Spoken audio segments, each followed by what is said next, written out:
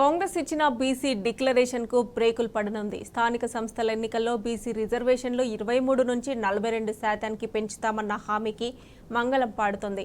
ఆచరణ సాధ్యం కాదు కాబట్టి ఇప్పుడు ఎన్నికలు నిర్వహిస్తే బీసీల ఆగ్రహాన్ని చవిచూడాల్సి వస్తోందని ఆలోచిస్తోంది. ఓటర్ల లెక్క ఆధారంగానే నిర్ణయించే యోచనలో ప్రభుత్వం భావిస్తోంది.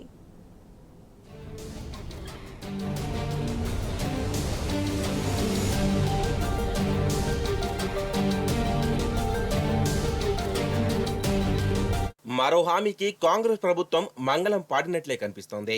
స్థానిక సంస్థల ఎన్నికల్లో బీసీలకు 42% రిజర్వేషన్లు ఇస్తామని మేనిఫెస్టోలో ప్రకటించింది. అయితే 42 కాస్త తిరగేసి 24గా మార్చేందుకు ముందుకు సాగుతోంది.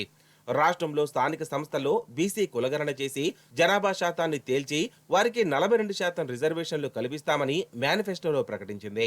కానీ ఇతర రాష్ట్రాల్లో కోర్టు తీర్పులు రిజర్వేషన్లు 50% దాటవద్దని తీర్పు ఇచ్చిన నేపథ్యంలో ఇక్కడ కూడా 50% దాటకుండా రిజర్వేషన్ అమలు చేయాలని నిర్ణయించినట్లుగా విశ్వసనీయ వర్గాల ద్వారా తెలిసింది. ఈ మేరకు పంచాయతీరాజ్ బీసీ కమిషన్ అధికారులతో జరిగిన సమావేశంలో ప్రాథమికంగా ఒక అంచనాకు వచ్చినట్లు సమాచారం.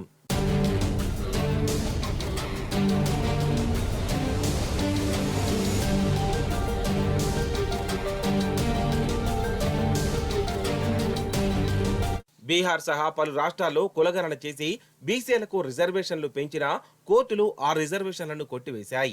రిజర్వేషన్లను 50%కి మించవద్దని స్పష్టం చేశాయి.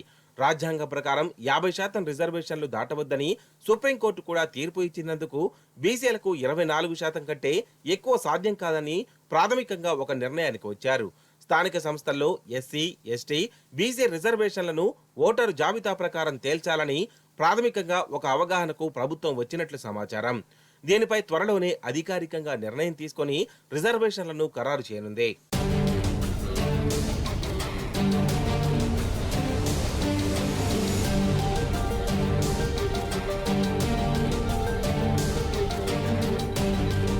ఓటర్ జాబితా ఆధారంగా వేసిన లెక్కల్లో ఎస్సీ, ఎస్టీలకు ఎంత జనాభా ఉంటే అంత రిజర్వేషన్ను ఆయా పంచాయతీలు, మండలాలు, జిల్లాలను ప్రాతిపదిక తీసుకుని అమలు చేస్తారు. 50%లో మిగిలిన రిజర్వేషన్లను బీసీలకు కేటాయిస్తారు. దీని ద్వారా సగటున బీసీలకు 24% మించకపోవచ్చని సామాజికవేత్తలు అంచనా వేస్తున్నారు. గతంలో కూడా ఇదే విధానాన్ని అమలు చేశారని గుర్తు చేస్తున్నారు. గ్రామ స్థాయిలో అందుబాటులో ఉన్న గ్రామ కార్యదర్శులు, అంగన్వాడీ, ఆశా వర్కర్ల ద్వారా పార్లమెంటు ఎన్నికల ఓటర్ జాబితాను ప్రామాణికంగా చేసుకుని లెక్కలు తీనున్నారు. దీంతో బీసీలకు కాంగ్రెస్ ఇచ్చిన హామీ ఉత్తిమాటే కానుందని బీసీ వర్గాలు ఆందోళన వ్యక్తం చేస్తున్నాయి. అయితే పంచాయతీలు, మండలాలు, ఎంపీటీసీ, జెడ్పీటీసీ సభ్యుల్లో ప్రస్తుతం ఉన్న రిజర్వేషన్లు పూర్తిగా మారే అవకాశాలు ఉంటాయని అధికారులు చెబుతున్నారు.